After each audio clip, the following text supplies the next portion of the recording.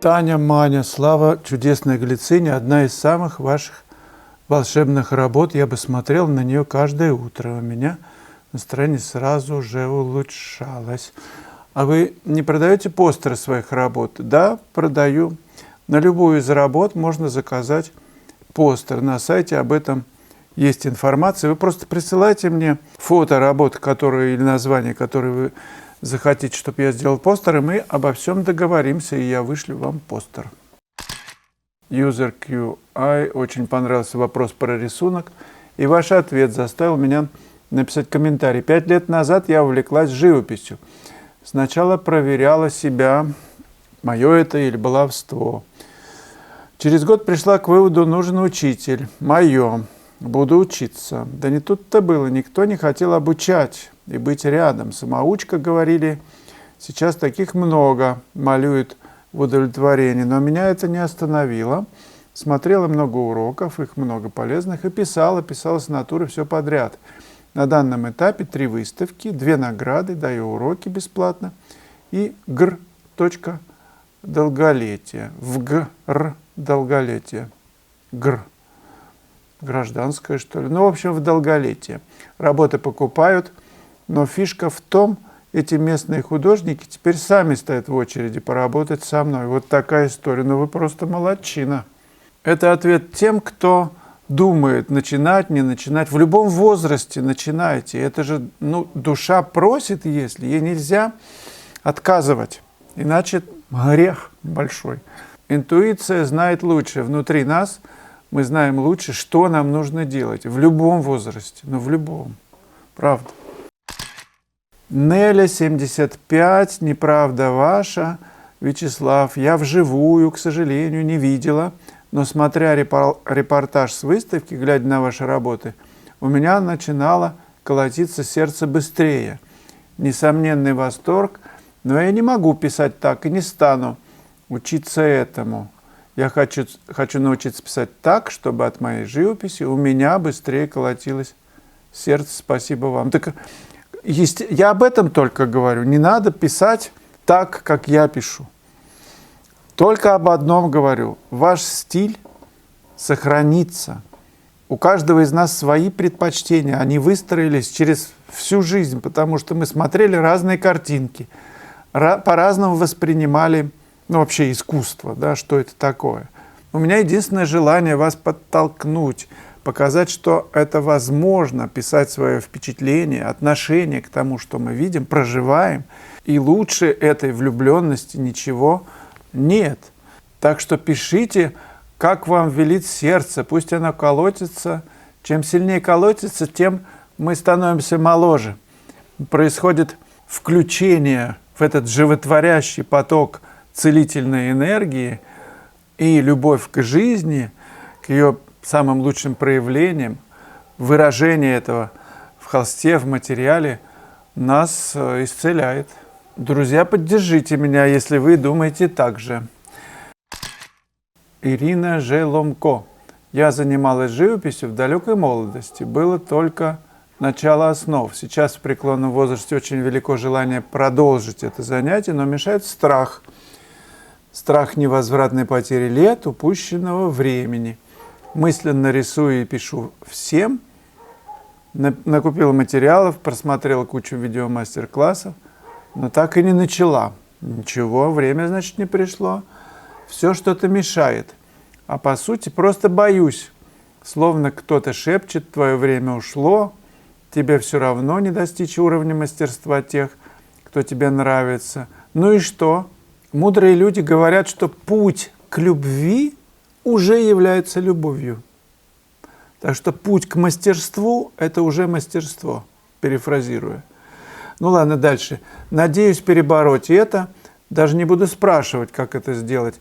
Так и предвижу совет просто писать каждый день. Легкий совет, но трудно исполняемый. А другой совет, кстати. Перестаньте смотреть классы, перестаньте смотреть мои видео, перестаньте думать об этом, об искусстве, о своем месте в искусстве. Перестаньте. Вот на какое-то время скажите, я не буду. И давайте честно посмотрим, что будет. Так, дальше. Но слушаю вас, и надежда вернуть вера в себя просыпается.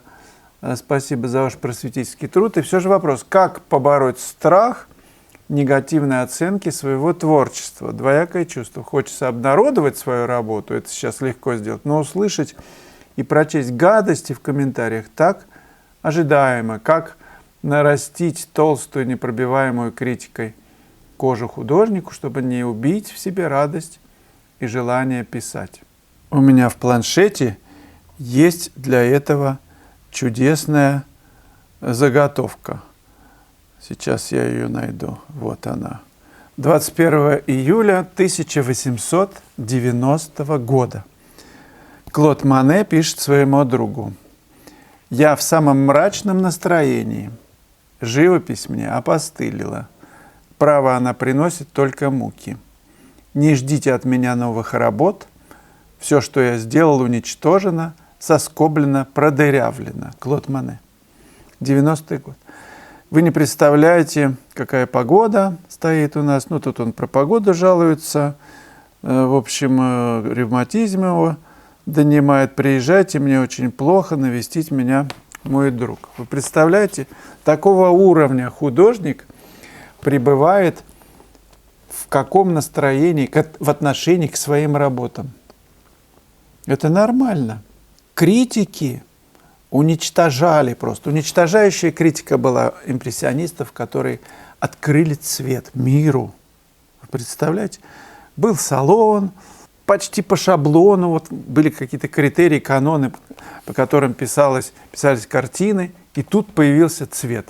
Появилось новое импрессионистическое вообще течение. Их уничтожали полностью, просто на корню. То есть художники, их много было, ну, представляете, Писсаро, да, Клод Моне, Эдуард Моне и так далее, Сезанн. Ну, это потом уже. Так они творили, ну, в каком восторге они пребывали, и что о них писали газеты, их не покупали вообще. Говорили, что это отстой. Ну, почитайте просто, нажмите в интернете «Критика импрессионистов». И где эти имена критиков, и где сейчас эти импрессионисты? Какой у них почет? Нужно быть готовым. Не нужно быть толстокожим. Художник всегда тонкокожий. Он, наоборот, его кожа как нерв. Он чувствует настолько все остро. Оттого и пишет так, что невозможно удержаться. Вот сердце колотится. Ну и что? Критик. Кто такой критик? Ну кто? Кто такой, кто судит? Художник, который умеет писать, никогда не станет говорить плохо о коллегах. Но с чего ему? Он понимает, что каждый в своей нише, у каждого свой путь развития, удачи, неудачи, испорченные тонны красок, плохие отзывы, плохие комментарии, газеты и так далее, ну, в то время. И что он будет становиться на сторону критиканов? Кто такие критиканы? Это те, кто не умеет писать. Но разве не так? Ирина, достаточно одного человека, который просто помолчит у ваших работ, и в глазах которого вы увидите блеск. Достаточно одного. Кстати, этот один человек может быть вы. Зачем еще другие? И если у этого одного человека загорается сердце, блестят глаза, когда он творит, обязательно найдутся те, кто станет плечом к плечу, кто оценит его. Может быть, сначала это будет 1-2, а потом, глядишь, и весь мир. Опять же, наберите в интернете, кто стал поздно писать и достиг великих результатов, успеха. Наберите, посмотрите, сколько их. И еще одна деталь, что простые вещи пишите. Великие произведения, на них изображены простые вещи. Ну вот, например, натюрморты или пейзажи. Простые, там ничего сложного нет. Чем проще, это сложно сделать, но чем проще, тем это трогательнее, трепетнее. Я написал луковицу в стаканчике, лучок. У меня коллекционер, который американский увидел, сразу с руками оторвал. Лучок. Пишите простые вещи. Ну и потом, если вы почувствовали, что это, как вы пишете, мое, почувствовали же, значит, сердце внутри ёкнуло, откликнулось. Значит, сразу же вам дана энергия для воплощения. Ну, откликнулось же. Этот дар нужно реализовывать, иначе его отнимут. Так что думайте быстрее. Друзья, поддержите лайками канал, он в этом нуждается. Задавайте вопросы, комментируйте.